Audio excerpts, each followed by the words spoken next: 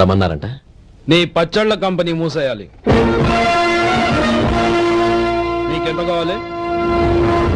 5 లక్షలు ఇస్తాను. చాలా? 5 లక్షలు కాదు, 50 లక్షలు ఇచ్చినా నా కంపెనీ మూయడం జరగదు. బాగా ఆలోచించుకొని చెప్పు. ఈ వ్యాపారంలో పుట్టి పెరిగినోడ్ని. నాతో పోటీ పడకు. నా చేతి కింద 6000 మంది పనిచేస్తున్నారు. ఆంధ్ర మొత్తం నాకు బ్రాంచులు ఉన్నాయి. నేనే మార్కెటింగ్ చేయలేకపోతున్నాను. ఆఫ్టర్ ఆల్ ఒక కుటీర పరిశ్రమలా పెట్టుకొని నువ్వెలా మార్కెటింగ్ చేయగలవు? 6000 మంది వర్కర్స్ని పెట్టుకుని ఆంధ్ర మొత్తం బ్రాంచీలున్న మీరే నా కంపెనీ చూసి భయపడుతున్నారంటే నా సరుకులో నాణ్యత ఉందనేగా. ఆ నాణ్యత ఉన్నంత వరకు నాకెవరూ పోటీ కాదు. ఈ ప్రపంచంలో నేను ఎక్కడైనా మార్కెట్ చేయగలను. వస్తాను.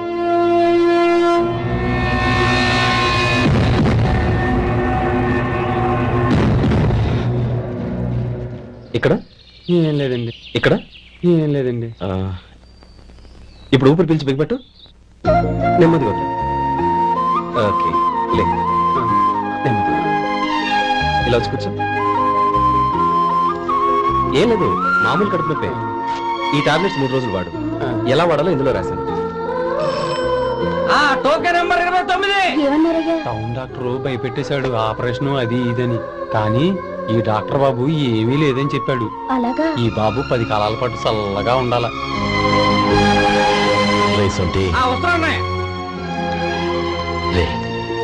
భగవంతుడి దయ వల్ల తమ్ముడు హస్తవాసి మంచిదని అప్పుడే పేరొచ్చిందిరా.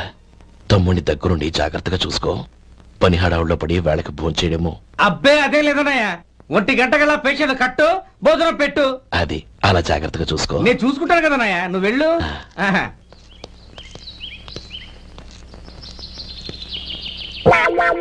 అయ్యో, ఏంటయ్యా ఉంటున్నాడా ఈ దెబ్బలు?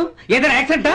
అదేం కాదండి. మరి గోరు కొరికినందుకు ఎలక్ట్రిక్ స్తంభాన్ని కట్టేసి ఇలా రక్తం వచ్చేలా కొట్టారండి. ఊరు కొరికినందుకు ఎలక్ట్రిక్ స్తంభాన్ని కట్టేసి ఇంతలా కొడతారా? వాళ్ళతో మనుషులా రాక్షసులా? చాలా థ్యాంక్స్ అండి. కనీసం మీరైనా అర్థం చేసుకున్నారు. వాళ్ళు అర్థం చేసుకోలేదండి.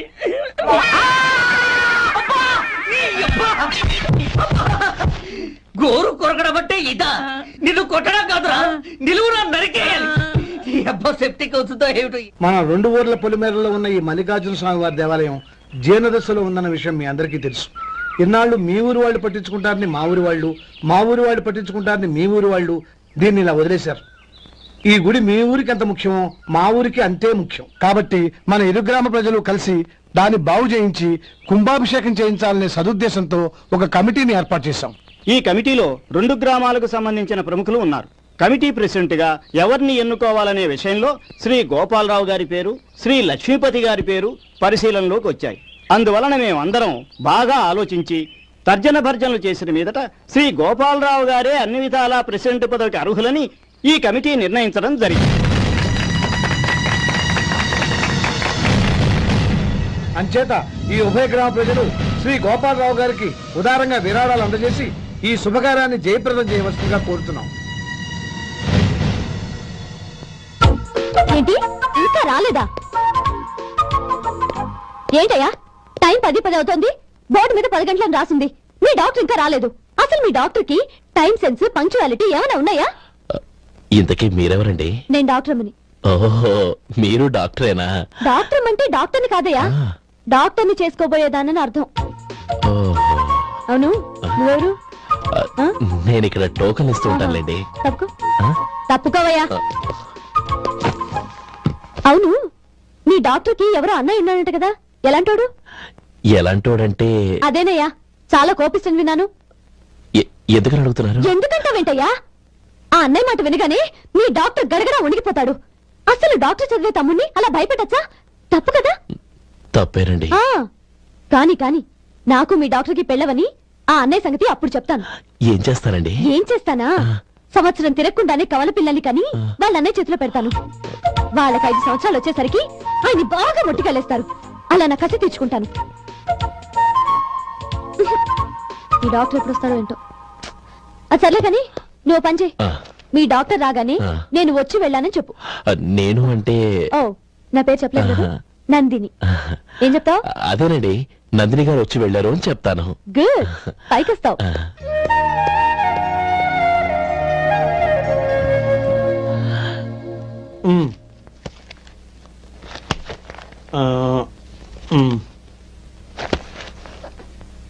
దీంతో మొత్తం 4,98,200 అయ్యాయి. పోతే నువ్వు ఇచ్చినంత ఇవ్వలేకపోయినా ఈ దైవకార్యానికి నా వంతు చందా 1,800. దీంతో మొత్తం 5 లక్షలు పూర్తి. సరేరా, నేను ఈ డబ్బు తీసుకుని పట్నం వెళ్ళి బ్యాంక్ లో వేసి వస్తాను. అలాగే, నేను నీతో వద్దాం అనుకున్నాను రా, అనుకోకుండా సాయంత్రం ఇన్స్పెక్షన్ వచ్చింది. పర్వాలేదులే, వెళ్ళొస్తాను.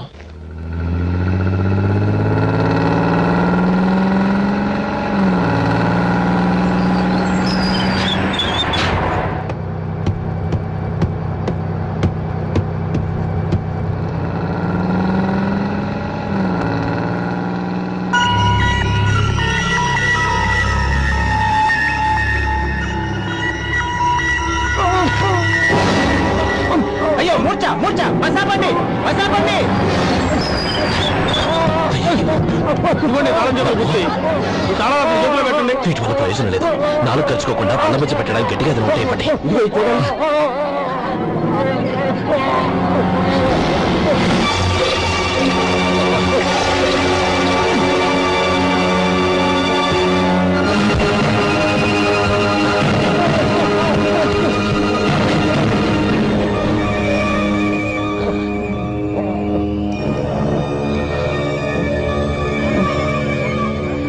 మీరు వెళ్ళి మీ సీట్లో కూర్చోండి, కొంచెం గాలాండివ్వండి.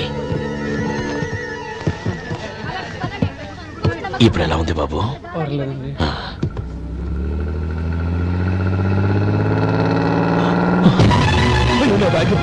నా బ్యాగ్ ఎవరైనా చూసారా?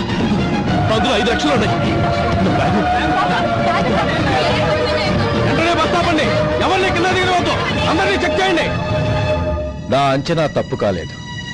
వాడి మంచితనమే వాడిని దెబ్బకొట్టి మన వాళ్ళని పంపించి గుడి తాలూకు డబ్బు కొట్టేశాడని పోలీస్ కంప్లైంట్ ఇవ్వండి. ఇప్పుడు ఆ స్టేషన్ ఎస్ఐ వాడి తమ్ముడే. వాడే వెళ్ళి వాడి అన్నయ్యని అరెస్ట్ చేసి వీధుల్లో నడిపించుకు తీసుకురావాలి. అది నేను కళ్ళారా చూడాలి, మనసారా సంతోషించాలి. అయ్యో గోపాలం గారు, గోపాలం గారు, మీరు దేవస్థానం సొమ్ము దొంగిలించారని ఎవరో పోలీస్ కంప్లైంట్ ఇచ్చారంట. మిమ్మల్ని అరెస్ట్ చేయడానికి మీ తమ్ముడు గారు వస్తున్నారు.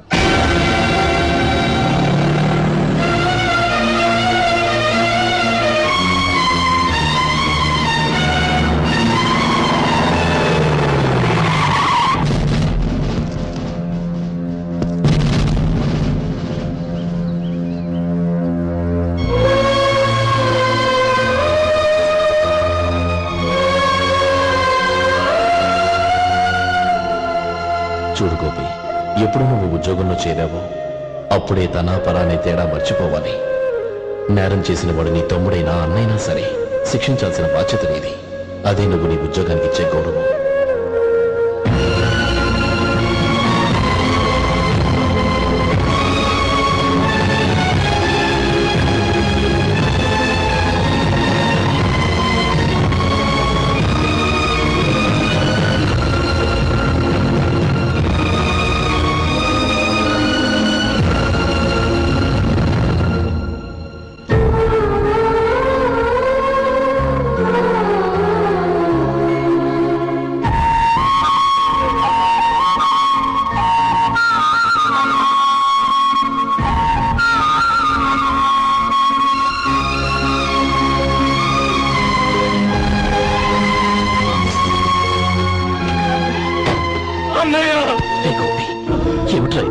నన్ను క్షమించన్నయ్య, నేను కోరి ఉద్యోగులు చేరిన మాట నిజమే, కానీ ఇలాంటి పరిస్థితి ఎదురవుతుంది అనుకోలేదు. నా ఒంట్లో ప్రతి రక్త పట్టు నీ భిక్షానన్నయ్య. నిన్ను అవమానపరిచి ఉద్యోగం నిలబెట్టుకునే బదులు నా ప్రాణాలను వదులుకుంటారు, కానీ ఈ పని మాత్రం చేయలేనన్నయ్య.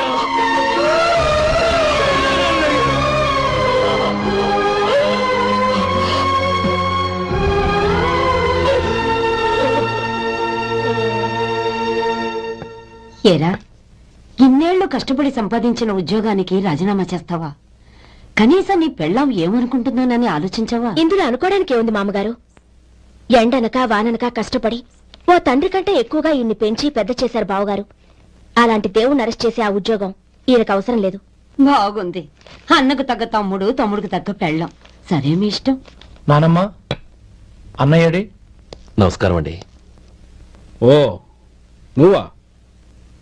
రా కూర్చో. పర్వాలేదండి. ఏంటి ఇలా వచ్చావు?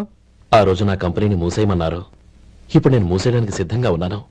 దానికి ప్రతిఫలంగా నాకు 5 లక్షలు కావాలి.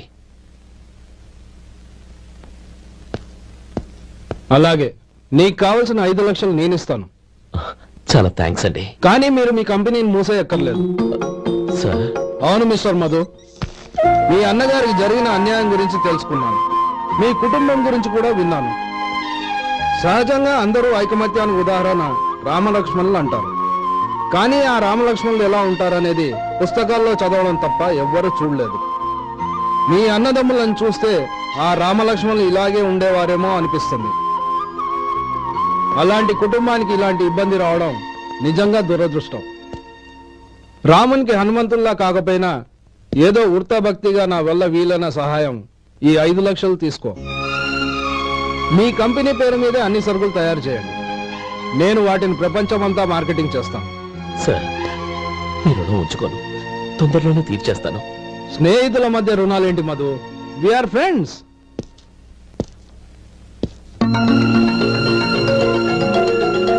ఏంటో అక్కడ ఆగిపోయావు?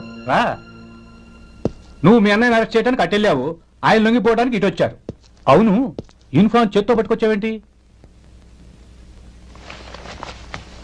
సార్, నేను రే, ఈ మాత్రం దానికే బెదిరిపోయి ఉద్యోగం వదులుకుంటావా?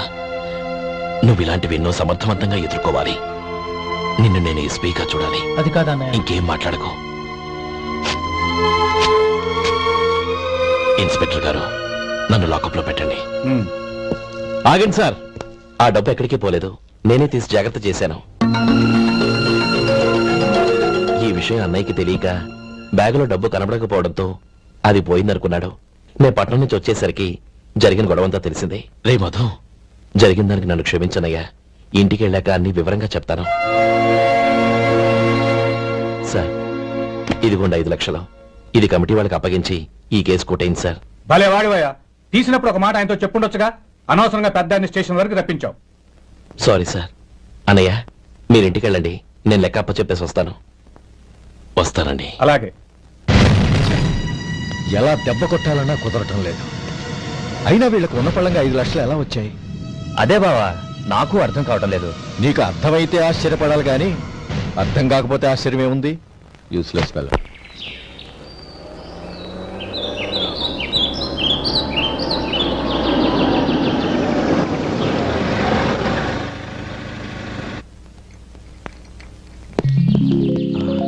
నువ్వు ఇక్కడే ఉండు. అన్నయ్య మూడు ఎలా ఉందో చూసి నేను లోపలికి తీసుకెళ్తా. ఓకే? అలాగే.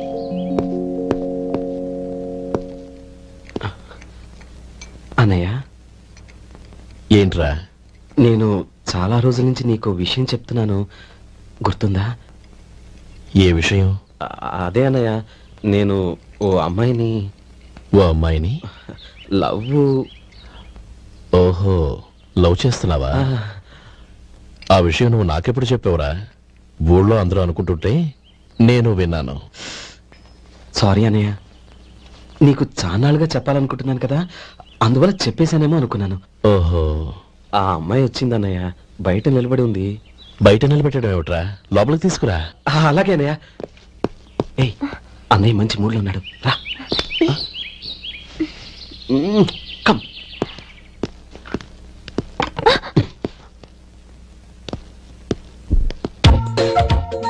ఎందుకంటావేంటయ్యా? ఆ అన్నయ్య మాట వినగానే మీ డాక్టర్ గడగడ వణికిపోతాడు.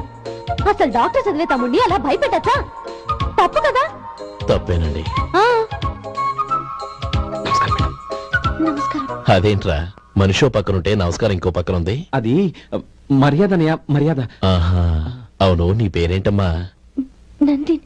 ఆ, నందిని. నందిని అన్నయ్య. ఏ, ఆ ముక్క తను చెప్పలేదా? పెద్దలంటే మహాగౌరవం అన్నయ్య. మేమిద్దరు ఇంత క్లోజ్ ఫ్రెండ్స్ కదా, ఆయన నాతో కూడా ఎక్కువ మాట్లాడదు. ఓహో, కదా? నాకు మీ డాక్టర్కి పెళ్ళవని, అప్పుడు అన్నయ్య సంగతి చెప్తాను. ఏం చేస్తానండి? ఏం చేస్తానా?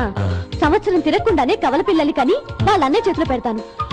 వాళ్ళకి 5 సంవత్సరాలు వచ్చేసరికి ఆయన్ని బాగా ముట్టిగాలేస్తారు. అవును, అమ్మాయి మోహం చూడకుండా నిర్ణయం ఎలా తీసుకోనరా? తలెత్తు. ఏం చెప్తావు? అదేనండి, నందిని గారు వచ్చి వెళ్ళారని చెప్తాను. గుడ్, పైకి వస్తావు. ఈయన మీ అన్నయ్య? అవును. నందిని, ఏమైంది? ఎందుకు ఏడుస్తున్నావు? ఈయన మీ అన్నయ్యని తెలియక తెలియక హాస్పిటల్ దగ్గర మర్యాద లేకుండా దురుసుగా మాట్లాడాను. ఆయన పెళ్లి తప్పుకోరు.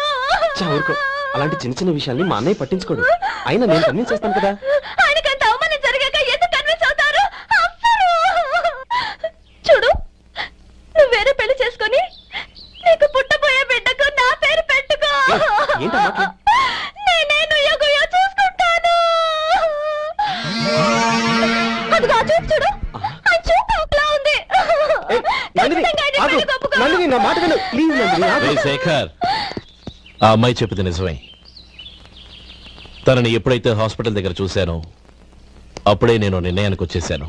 విన్నావా? నేను చెప్పానుగా, ఆయన ఆల్రెడీ నిర్ణయానికి వచ్చేసారట. ఇక నేను వెళ్తాను. అలాగే వెళ్ళి ఈసారి వచ్చేటప్పుడు మీ అమ్మా నాన్నల్ని తీసుకురా. ముహూర్తాలు ఎప్పుడు పెట్టుకోవాలో నిర్ణయించుకుంటాం. అర్థం కాలేదా?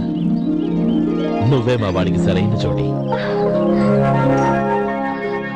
అదే నేను తీసుకున్న నిర్ణయం. బావగారు, నన్ను ఆశీర్వదించండి. లేమా, శీఘ్రమే కళ్యాణ ప్రాప్తి రస్తు.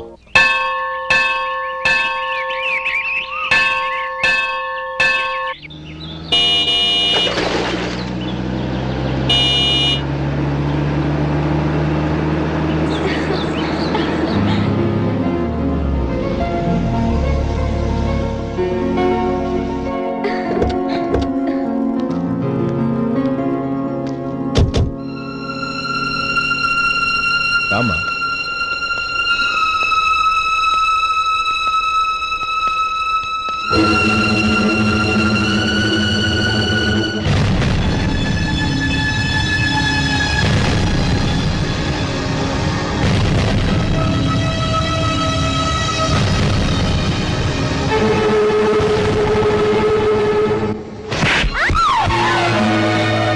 నా పరువు తీసావు కదే. ఒక బెచ్చగాడిని నువ్వు కోరుకున్న వాడికి ఇచ్చి చేసేవాడిని. కానీ నువ్వు ఎవరిని ప్రేమించావో తెలుసా? ఎవడి నీడ సోకితే పంచమహాపాతకాలు అంటుకుంటాయనుకుంటున్నానో వాడి తమ్ముణ్ణి. ఆ రోజు ఆ గోపాలం గాడు నిశ్చితార్థం వరకు వచ్చి నా చెల్లెల్ని చేసుకోనని వెళ్ళిపోయాడు. ఆ ఆవేశంలో తొందరపడి ఓ పొరుగురు వాడికి నా చెల్లెల్నిచ్చి పెళ్లి చేశాను. ఆ తర్వాత తెలిసింది వాడికి అంతకుముందే పెళ్లి అయిపోయిందని. వాడు పెళ్ళైన వాడైనా పర్వాలేదు, పరమ దుర్మార్గుడు. ఇంకొకరిని ప్రేమించిన దానివేక అని దెప్పి పొడుస్తూ నా చెల్లెలికి మాటలతోనే నరకం చూపించాడు. అటు ప్రేమించిన వాడు దగా చేశాడు, ఇటు చేసుకున్నవాడు కిరాతకుడు. ఇలా చిత్రవధ అనుభవించి నా చెల్లెలు ఒకరోజు స్టవ్ పేలిపోయి చనిపోయింది.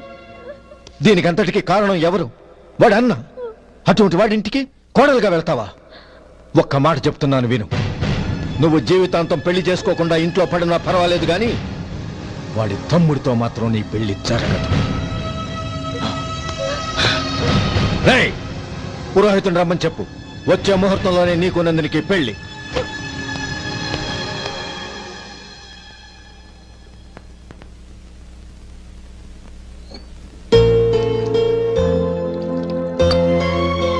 ఒరే, అదేంట్రా ఒక ముద్దైనా తినకుండా చేయగడిగేశావు?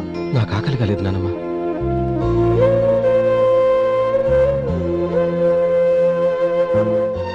ఆ అమ్మాయి చాలా మంచిది, చదువుకున్న పిల్ల, మనందరికీ బాగా నచ్చింది. కానీ ఆ లక్ష్మీపతి గారి గురించి ఆలోచిస్తేనే నాకు భయం వేస్తోంది. వాడు మన కుటుంబం ఎప్పుడెప్పుడు విడిపోతుందా అని ఎదురు చూస్తున్నాడు. అన్నయ్య, ఆ అమ్మాయే కాదు, ఈ ప్రపంచంలో మన కుటుంబం కంటే నాకేది ఎక్కువ కాదు. ఆ పెళ్లి గురించి నేను మర్చిపోయాను, మీరు మర్చిపోండి.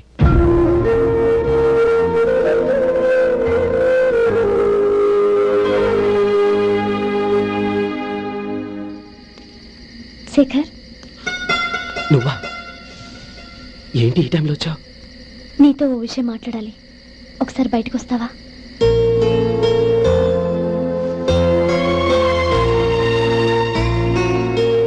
ఏంటి సూట్ కేసుతో వచ్చావు? శేఖర్, మా నాన్న నాకు వేరే పెళ్లి చేయాలని చూస్తున్నాడు. అందుకే నేను నిర్ణయానికి వచ్చాను. మనిద్దరం ఎక్కడికైనా పారిపోదాం. చూడు నందిని, ఈ టైంలో నిన్ను నన్ను మా అన్నయ్య చూశాడంటే బాగోదు. నువ్వు వెళ్ళిపో. అన్నయ్య అన్నయ్య అన్నయ్య, ఎప్పుడు మీ అన్నయ్య మాటేనా? నీకు నేను ముఖ్యమా, మీ అన్నయ్య ముఖ్యమా? నాకు మా అన్నయ్య ముఖ్యం. శేఖర్, నీ గుండెల మీద చేయి వేసుకొని చెప్పు, నన్ను మర్చిపోయిన సుఖంగా ఉండగలవా? అది నాకు తెలియదు, కానీ మా అన్నయ్యకు తలవంపులు తెచ్చి ఖచ్చితంగా నేను మనశ్శాంతితో ఉండలేను. నా పరిస్థితి అర్థం చేసుకో. దయచేసి మీ నాన్న చూసిన సంబంధం చేసుకుని సుఖంగా ఉంటుంది.